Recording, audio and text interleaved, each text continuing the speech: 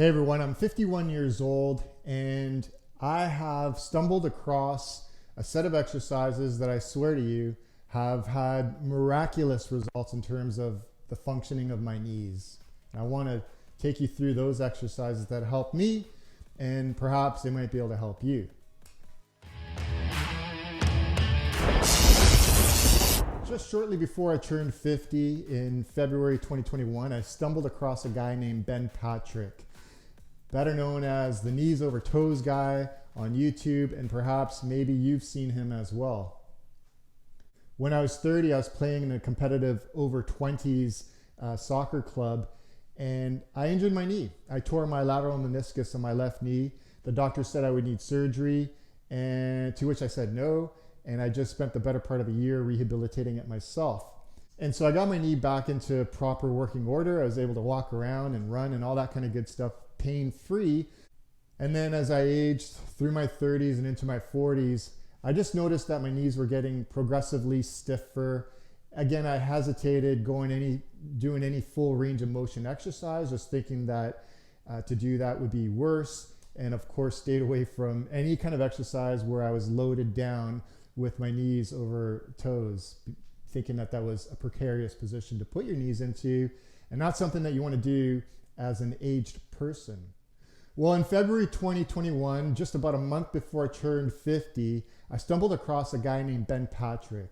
So Ben Patrick inspired me to incorporate 6 exercises into my program. And now I can just squat down so easily. I can jump high. And these are things that I wouldn't have conceived of doing when I turned 50. So those 6 exercises are walking backwards on a treadmill, ATG split squat, step downs, tibialis raises, monkey foot curls, and monkey foot hip flexor raises. I'll demonstrate each of these for you and also show you a few ways that you can go through a progression, assuming that you can't do sort of the full state of the exercise.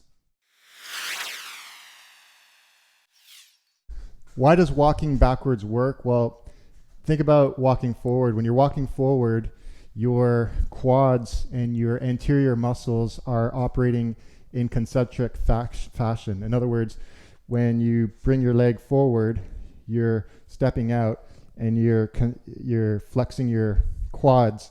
So that's a concentric movement. That same movement of pushing your leg forward is a concentric move for your quads, but it's eccentric for your hamstring. So your hamstring is basically just limited to somewhat slowing down the movement through an eccentric movement, but primarily it is your quads. And even when you think about walking forward, you've got 5 to 7 kilometers an hour, and as you strike the ground, then your tibialis anterior is absorbing some of that, but so is your quads. So it's an active movement, which means that your muscles behind your leg don't get worked out as much. And when you do that, it means that this part of your leg doesn't really get fit and leads to imbalances in terms of balancing on your weight on your knee, and that's what leads to knee problems. So just doing the opposite, building up these muscles here behind your knee will actually help you to have stronger knees. It'll bring your knee into better balance. That's essentially why you want to walk backwards. When you think about walking backwards, you're activating your hamstring because it's now become a concentric move. You're also, as you step backwards, you're putting your knees over your toes, walking backwards, which is exactly what you want to do to strengthen your knees. Now, it's important that you get into the full range of motion to do these. Essentially, you're starting with just body weight and progressing from there. You'll do body weight I did it for about 3 months, and really just do what's comfortable. This is not about putting on muscle. At the end of the day, this is about making your connective tissue stronger. So a couple of pointers when you do the ATG split squat. First thing is that you want to get into a full range of motion. Well, what does that mean? That means that your hand, if you put it behind your knee, you're collapsing onto it, okay? That is a full range of motion. The other thing is you want to have your body in an upright position. And then if you look at my trailing knee, you'll see that the knee is off the ground So this is the motion. Also notice that my ankle and my heel is flat on the ground. You might not be able to do that. And so one thing that you can do is you can throw a weight down to raise your heel, and that could give you the mobility you need to be able to collapse your knee. Or you might need to drop another weight to do that, and that will fix your range of motion. And basically what you'll work towards is taking these off one at a time as you progress through this and as you get better flexibility in your ankle. And if that doesn't work for you, then you can consider stepping it up. So using an apparatus like a bench where you can have your foot flat on the ground, and you're able to collapse your knee. Now, this is pretty high, but for some of you, this might be what's needed in order to get that range of motion. And if that bench is too high, you just drop some weights and use that to raise your foot off the ground a little higher.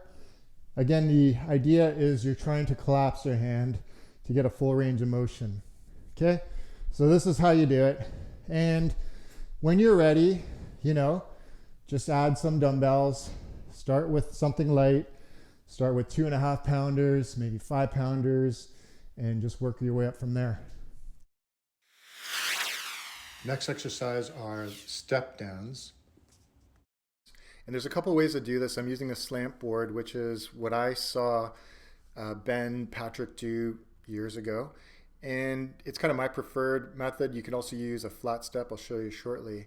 Now, the thing about step downs is that it's more therapeutic than muscle building. So you don't really need to actually hold a lot of weight at all.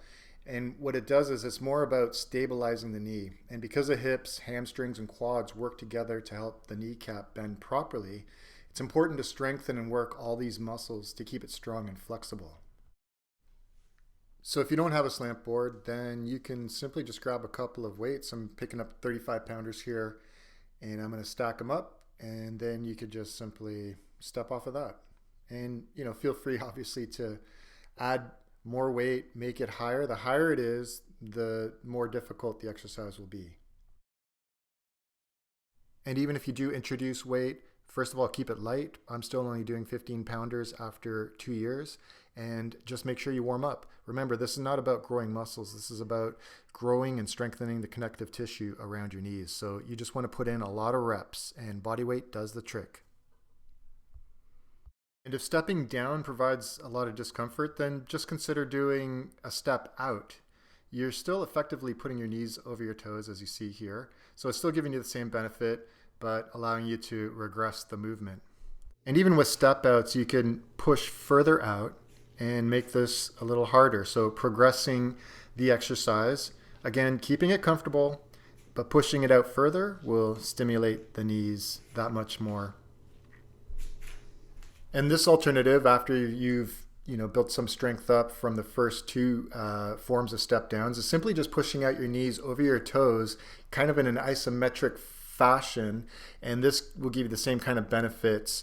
You can do this while you're basically standing around for anything, waiting for a bus or whatever the case may be. Next is the tibialis raise. Find yourself a wall, put your butt up against it, and just lift your toes up. It's a real burner. Do it slow, go for 20 reps, and if it's too hard, then put your feet closer to the wall, and that should make it easier. Otherwise, this is a great isometric exercise. Hold those toes up there and really feel the burn.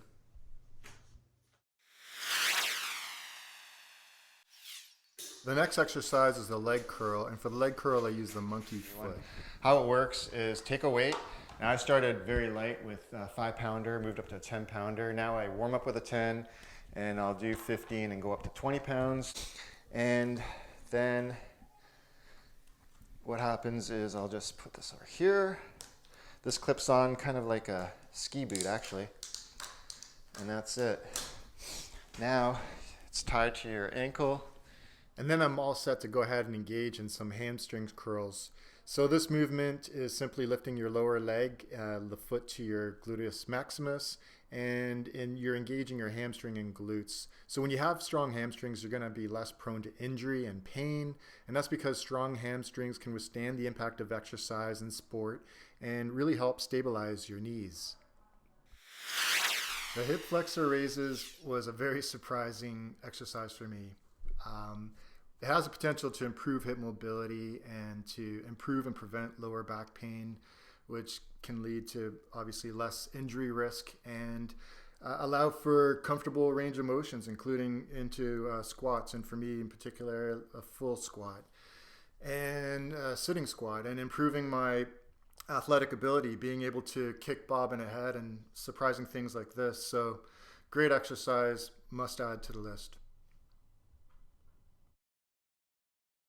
And that's a wrap, everyone. So those are the 6 exercises that have literally transformed my knees in ways that were just unimaginable. So me at 51 doing things that I never thought possible, thanks to these 6 exercises, thanks to Ben Patrick.